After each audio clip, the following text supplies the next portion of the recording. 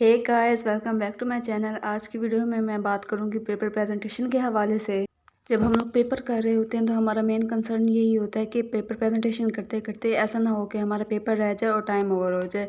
तो आज जो पेपर प्रेजेंटेशन मैं आपको सिखाने जा रही हूँ वो बिल्कुल भी टाइम कंज्यूमिंग नहीं है, बल्कि ये पेपर प्रेजेंटेशन मैंने खुद भी अपने पेपरों में यूज़ की थी और मुझे बिल्कुल भी टाइम नहीं लगा था। सबसे पहले आप लोग सब्जेक्टिव टाइप और शॉर्ट क्वेश्चंस का जो सेक्शन है, बेशक वो सेक्शन नंबर 1 है या सेक्शन नंबर 2 है, उसकी हेडिंग दे लें। उसके बाद आप लोगों ने ये करना है कि जो आपको शॉर्ट क्वेश्चंस का पोर्शन, मतलब क्वेश्चन नंबर 2 है या 3 है या 4 है, उनमें से जो भी आपको पहले अच्छी तरीके से आता है ना, आपको लगता है कि ना ये क्वेश्चन मुझे अच्छी तरीके से आता है, यानी कि शॉर्ट क्वेश्चन के ना पोर्शंस बने होते हैं, question number 2, question number 3, question number 4, जिनके फर्दर पार्ट्स होते हैं। तो आप लोग देख लें कि आपने कौन सा पार्ट पहले करना है। अगर आपको 2 पार्ट पहले आता है तो आप उसकी हेडिंग दे लें, वरना तो अगर 3 में से आपको सबसे ज़्यादा शॉर्ट क्वेश्चन आता है तो उसकी हेडिंग देते हैं। जो भी आपको पार्ट सबसे ज़्यादा आता है उसकी हेडिंग दे लें। हेडिंग देने के बाद फिर आपने इसको अंडरलाइन कर लेना है। आपने ये करना है कि अभी सिंगल अंडरलाइन करना है, और जब आपका पूरा पेपर हो जाए और अगर आपके पास टाइम बच जाए तो आपने इस पे वापस आना है और इसको डबल अंडरलाइन कर देना है। डबल अंडरलाइन ज़्यादा बेटर लगता है, लेकिन आपने अपने टाइम का भी देखना, ये ना हो कि आप अंडरलाइन नहीं करते रह जाएँ और आपका टाइम निकल जाए। तो फिर इसलिए आपने अपने राइटिंग की जो आपकी स्पीड है उसके हिसाब को भी साथ साथ देखना है। आपने ये कहावत तो सुनी होगी कि जो दिखता है वो बिकता है। तो पेपर प्रेजेंटेशन उसी मानों में है कि जितनी अच्छी पेपर प्रेजेंटेशन, जितनी नीट पेपर प्रेजेंटेशन, उतने ही अच्छे मार्क्स। यहाँ पे आपको एक और टिप देती हूँ। आपका जो पहला शॉर्ट क्वेश्चन है या पहले 2-3 शॉर्ट क्वेश्चन है वो आपका इंप्रेशन छोड़ जाएंगे पेपर पे। First impression is the last impression होता है। तो आपको जो शॉर्ट क्वेश्चन सबसे अच्छा आता है वो आपने सबसे पहले लिखना है, फिर उसके बाद जो कम अच्छा आता है फिर वो लिखना है। इस तरीके से आपने तरतीब तरतीब में करते जाना, और सबसे लास्ट पे आपने वो लिखना है जिसमें आपको थोड़ा सा डाउट हो या जो आपको सही से नहीं आता हो। फॉर एग्जाम्पल, मैंने पेपर देखा और मुझे क्वेश्चन नंबर 2 का पार्ट नंबर 1 नहीं आया, पार्ट नंबर 2 भी नहीं आया, तो मैं पार्ट नंबर 1 और 2 को स्किप करूँगी, और पार्ट नंबर अगर 3 क्वेश्चन मुझे आता है तो मैं उसकी हेडिंग दूँगी और उसको अंडरलाइन करूँगी। यहाँ पे एक और टिप देती जाती हूँ। आपने शॉर्ट क्वेश्चन को शॉर्ट क्वेश्चन समझ के बिल्कुल हल्के में नहीं लेना। ये ना हो कि आप शॉर्ट क्वेश्चन में कुछ लिखो ही ना और बिल्कुल सरसरी इन्फॉर्मेशन दे के आप आगे बढ़ जाओ। और अगर किसी शॉर्ट क्वेश्चन में आपको लगता है कि इसके साथ डायग्राम के बगैर गुजारा नहीं होता, तो उस शॉर्ट क्वेश्चन के ऊपर 1-2 मिनट लगा के हल्की सी डायग्राम आप बना लो। बहुत ज़्यादा उसके ऊपर ये भी नहीं करना कि उस डायग्राम को आप ऐसे डायग्राम ट्रीट करने लग जाओ कि आपने लॉन्ग क्वेश्चन में बनाई है। इतने ज़्यादा भी एक्सप्लेन नहीं कर देना, लेकिन इतना भी नहीं छोड़ना कि वो आपके नंबर काट ले। फॉर एग्जांपल, अब हम लॉग एंड की मॉडल का क्वेश्चन लिख रहे हैं, तो इसमें सबसे पहले हम इंट्रोडक्शन देंगे कि ये मॉडल किसने प्रेजेंट किया था, किस डेट को प्रेजेंट किया था और उसने उस मॉडल में कहा क्या था। यहाँ पे आपने एक चीज़ नोट की होगी कि मैंने साइंटिस्ट का नाम और जो डेट है उसको मार्कर से हाईलाइट कर दिया है। इससे फ़ायदा ये होगा कि जब एग्जामिनर मेरा पेपर पढ़ेगा और उसको ये हाईलाइटेड पॉइंट्स नज़र आएंगे तो उसको पता चल जाएगा कि हाँ, इस बच्चे ने पढ़ा हुआ है और इसकी तैयारी है। देखो, हर किसी की वही तैयारी होगी जो आपकी तैयारी होगी। हर किसी ने उसी बुक से पढ़ा होगा जिस बुक से आपने पढ़ा होगा। तो ये आप पे अब डिपेंड करता है कि आपने अपने आप को दूसरों से कैसे अलग करना है। अगर आप अपने पेपर को फॉर ग्रांटेड लेंगे और अपनी प्रेजेंटेशन को फॉर ग्रांटेड लेंगे तो एग्जामिनर भी आपको फॉर ग्रांटेड लेके आपको एक नंबर दे के शॉर्ट क्वेश्चन में और वो आगे बढ़ जाएगा। एग्जामिनर से कैसे नोटिस होना है ये बात आपकी पेपर प्रेजेंटेशन ही डिसाइड करेगी। और कोशिश करें कि आपकी स्पीड बहुत अच्छी हो और पेपर बहुत नीट हो और आपकी राइटिंग बहुत अच्छी हो। और एक और बात, अगर कोई ऐसा क्वेश्चन है जिसका आंसर पॉइंट्स में है तो उन पॉइंट्स को आपने ऐसे नहीं लिख देना कि पैराग्राफ लगे। उस आंसर को आप लोगों ने बुलेट्स बना के अलग अलग करके लिखना है। कोशिश कर रहे हैं कि आप उन पॉइंट्स की हेडिंग बना लें। अगर हेडिंग नहीं बना सकते तो उसमें जो मेन पॉइंट है ना, उसको मार्कर से आप लोगों ने हाईलाइट कर लेना है।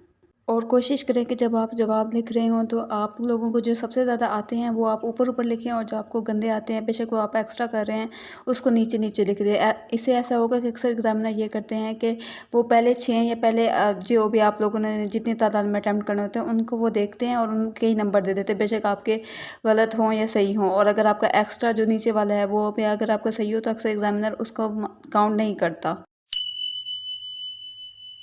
अब मैं आप लोगों को बताऊंगी कि आप लोगों ने डिफरेंस कैसे लिखना है। फॉर एग्जांपल, हम लोग कंपैरेटिव और नॉन कंपैरेटिव इनहिबिटर्स के डिफरेंस लिख रहे हैं, तो इसको कैसे लिखना है। सबसे पहले हम लोगों ने इन दोनों की हेडिंग्स डालनी है, उसके बाद हम लोगों ने इनकी जो डेफिनेशन है सबसे पहले वो लिखनी है। उसके बाद जो आपने नेक्स्ट हेडिंग डालनी है ना, वो ये नहीं करनी कि आपने दोनों के अलग अलग डालनी है, आपने दोनों की एक ही हेडिंग बना के डालनी है और उसको एक पॉइंट बना के एक्सप्लेन कर देना है। फॉर एग्जाम्पल, अब हम लोग कंपेरेटिव और नॉन कंपेरेटिव इनहिबिटर कर रहे हैं, तो इसके अंदर अब हम लोगों ने ना नेक्स्ट हेडिंग से फॉर एग्जाम्पल एग्जांपल हम बना रहे हैं कि स्ट्रक्चरल सिमिलरिटी विद सबसेट। अब ये हम लोगों ने हेडिंग बना देनी है और उसके बाद हम लोग कंपैरेटिव में लिखना है कि इसकी सिमिलरिटी होती है सबसेट के साथ स्ट्रक्चर में, और जो नॉन कंपैरेटिव होती है उसकी नहीं लिखनी है। ये हमने अलग अलग लिखनी है लेकिन इनकी हेडिंग सेम बनानी है। और एक और बात, जिस शॉर्ट क्वेश्चन के साथ एग्जांपल जा रही हो ना और आपको लग रहा है कि यहाँ पे एग्जांपल के बगैर नहीं रहा जाता, तो उस जगह पे आपने एग्जांपल ज़रूर देनी है। हर जगह जहाँ पे जो जो चीज़ फिट हो सकती है आपने ज़रूर फिट करनी है। डायग्राम की जगह पे डायग्राम बनानी है, एग्जांपल की जगह पे एग्जांपल देनी है। इससे ये होगा कि आपका जो 1 या आधा मार्क्स कटने का खदशा होगा वो कम हो जाएगा। और लॉन्ग क्वेश्चन में आप लोगों ने ये करना है कि आप लोगों ने हर एक लाइन की अगर आपसे हो सके तो आपने हेडिंग बनानी है। जितनी लॉन्ग क्वेश्चन में आपकी हेडिंग ज़्यादा होंगी उतना अच्छा इंप्रेशन पड़ेगा। आप लोगों ने कोशिश करनी है कि आपके साइंस सब्जेक्ट में जितने कम नंबर कट सकते हैं उतने कम नंबर आप कटवाएं। कोशिश करें कि साइंस सब्जेक्ट में आप लोगों के पूरे मार्क्स आएँ।